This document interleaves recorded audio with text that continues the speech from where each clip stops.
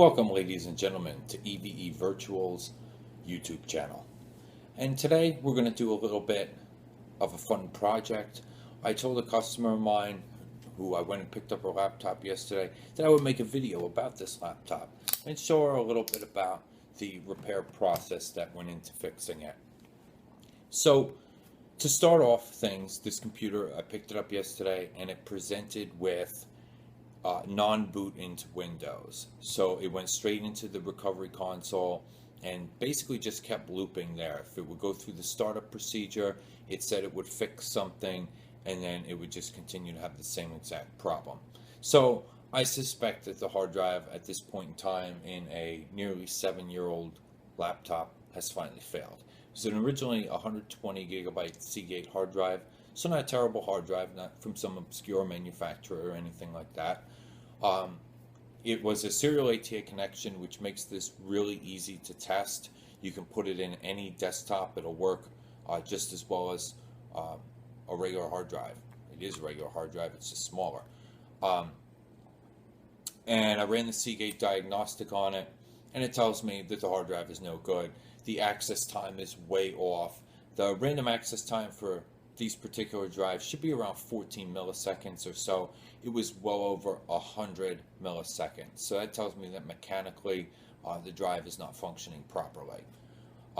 So I happen to have a spare Win60 in my inventory from Western Digital. Some would argue it's a better drive, better manufacturer. To me, it's a hard drive. So for her, she's just as happy with Seagate or a Fujitsu or whatever. It doesn't matter. So we remounted it in its rails and everything, and it is ready to be put back in the laptop. And all it is it gets plopped down in here. We got to bend this little tab over just to make sure it doesn't get caught with the bezel, and you push it straight into the mount. If this was a parallel hard drive, it usually just pushes down into it. It's a male and a female connection. But some of them do it more like a traditional hard drive, but it doesn't really matter. Put the back plate on here, close it back up,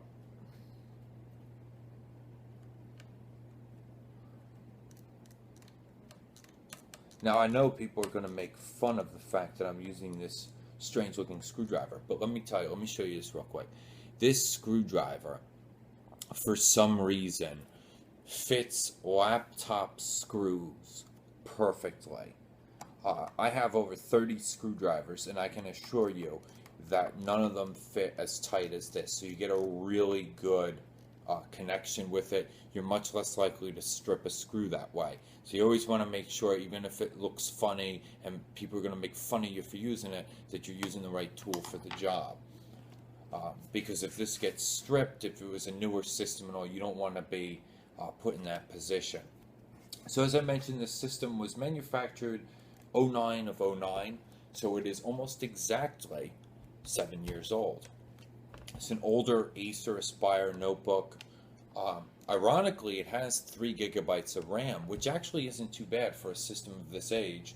It's DDR2 memory, and it uses the AMD TF20 processor. So for those of you who aren't familiar with AMD's architecture, the TF20 was a Athlon 64, so it was part of the K8 generation, one of the original 64-bit processors. So it's only a single core, so you don't really see those too much anymore.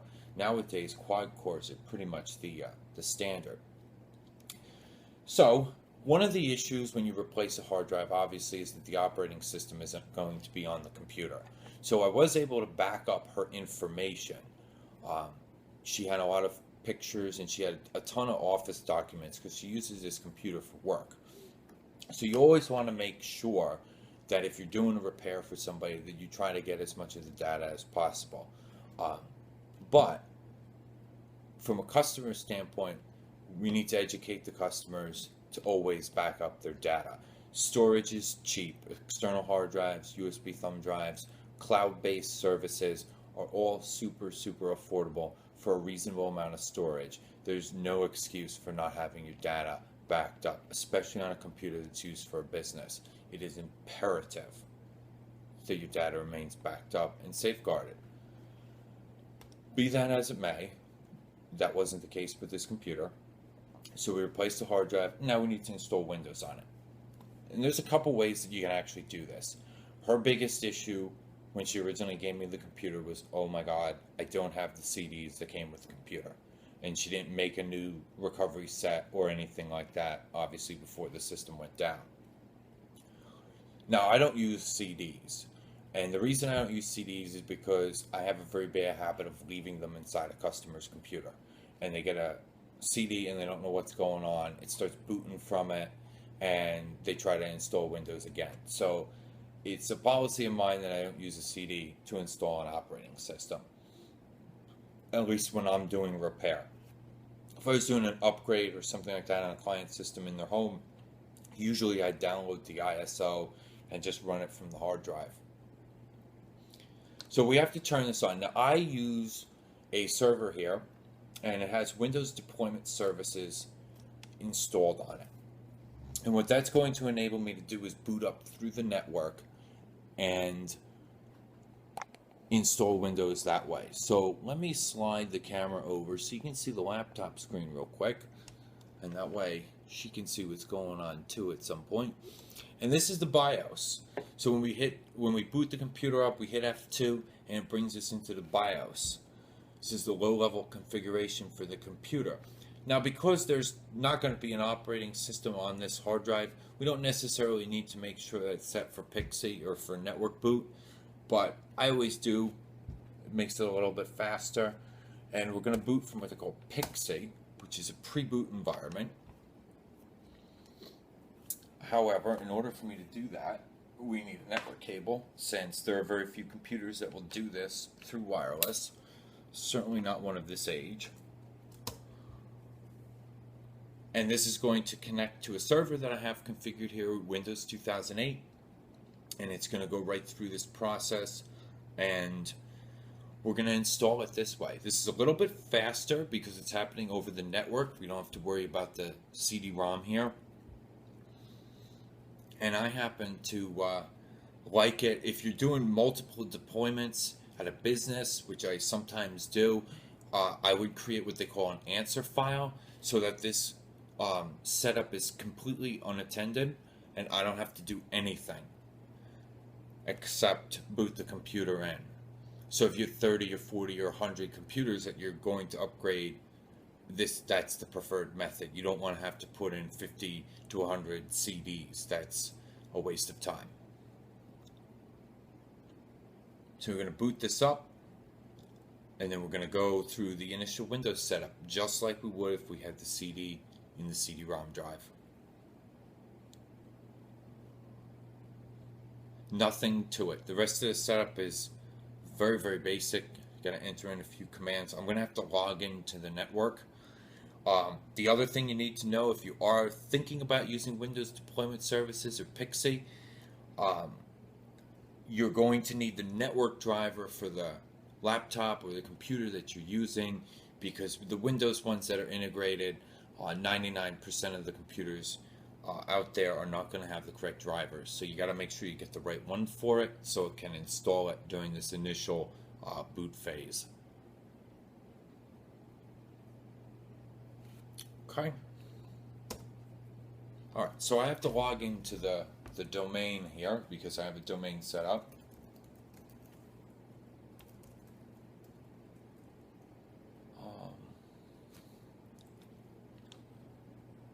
I do like this wireless mouse though.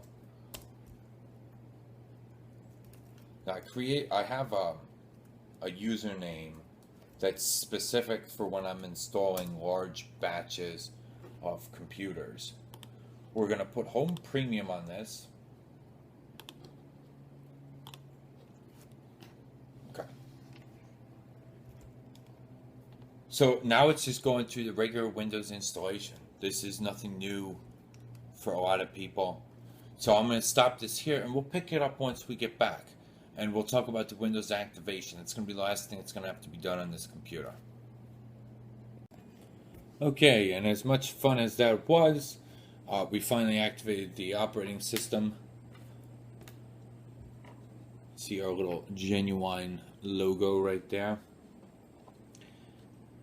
And that's the deal. Now all I got to do is install the rest of her files over, or copy them over, and then she'll unfortunately have to take care of Office 365 since I don't have her credentials for that. And that's it. So I hope you enjoyed this. We'll update it as well once we're done. There's probably about 200 updates that need to be installed. That'll need to happen overnight, but she won't be back for this computer for about 2 weeks, but she can watch the video in the meantime. That'll probably be up later tonight.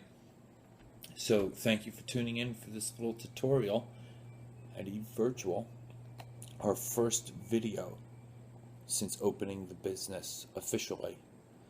For 15 years I did computer repair on the side, and now I finally decided that this is what I wanted to do full time, so I opened a business.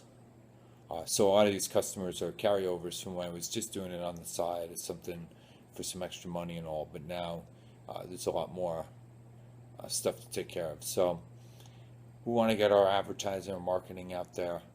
So if any of you guys are in the Morris County area in New Jersey, and the surrounding counties, we go pretty much everywhere. Give us a call, shoot us an email, and we'll see what you can do. If you're business, regular, home user, doesn't matter. We do pretty much everything. So, toodles.